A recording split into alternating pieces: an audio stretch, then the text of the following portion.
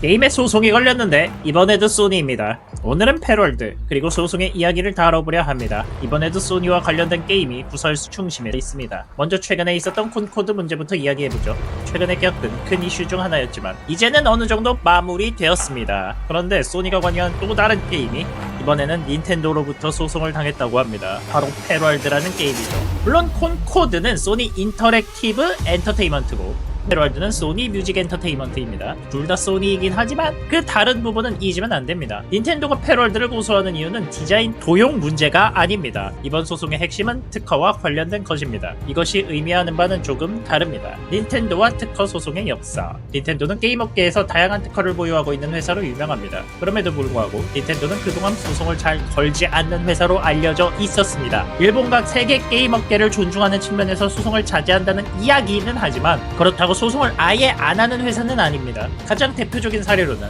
코로프라의 하얀 고양이 프로젝트가 있습니다. 코로프라는 닌텐도가 이미 보유한 특허와 유사한 기능을 기반으로 새로운 특허를 받고 다른 회사들에게 소송을 제기하는 등의 행동을 한 적이 있었죠. 결국 닌텐도는 이 문제에 대해 강경하게 대응했고 코로프라는 닌텐도와 합의했습니다. 이런 닌텐도가 다시 한번 특허 소송을 제기한 것입니다. 패럴드와 콘코드 두 게임의 차이. 제가 이전에 콘코드에 대한 영상을 만들었었는데 이번 패럴드 이야기는 그 후속으로 준비한 내용입니다. 개인적으로 패럴드는 콘코드가 왜 실패했는지를 잘 보여주는 게임이라고 생각합니다.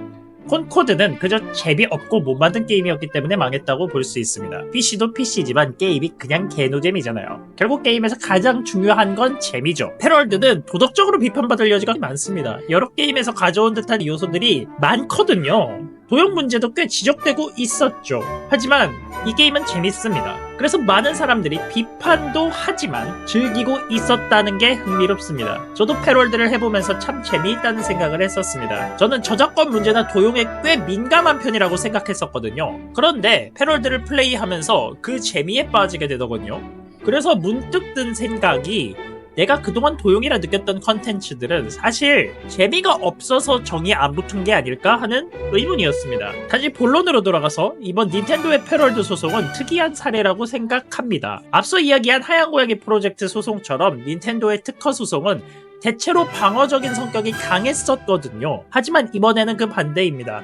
이번 소송은 마치 공격적인 움직임처럼 보일 정도죠. 심지어 해외 게임 언론 유로게이머에서는 닌텐도가 플스5와 소니가 포켓몬과 비슷한 IP를 보유하게 되는 것을 경계하고 있다라는 의견도 제시했습니다. 특히 포켓몬 팬들마저 패럴드를 즐기고 있는 상황을 보면 닌텐도가 이를 굉장히 심각하게 받아들인 것으로 보입니다. 소니가 워낙 대기업이다 보니까 시끄러운 이슈가 많은 것 같아요. 콘코드, 플스5 가격 논쟁이라든지 심지어 이번 패럴드도 소니가 직간접적으로 연관이 되어 있는 것을 보니 좀 웃긴 것 같아요. 극한과 극한의 싸움 같지 않나요? 극한으로 도덕성만 챙기던 콘코드, 극한으로 도덕성 엿바꿔 먹은 패럴드.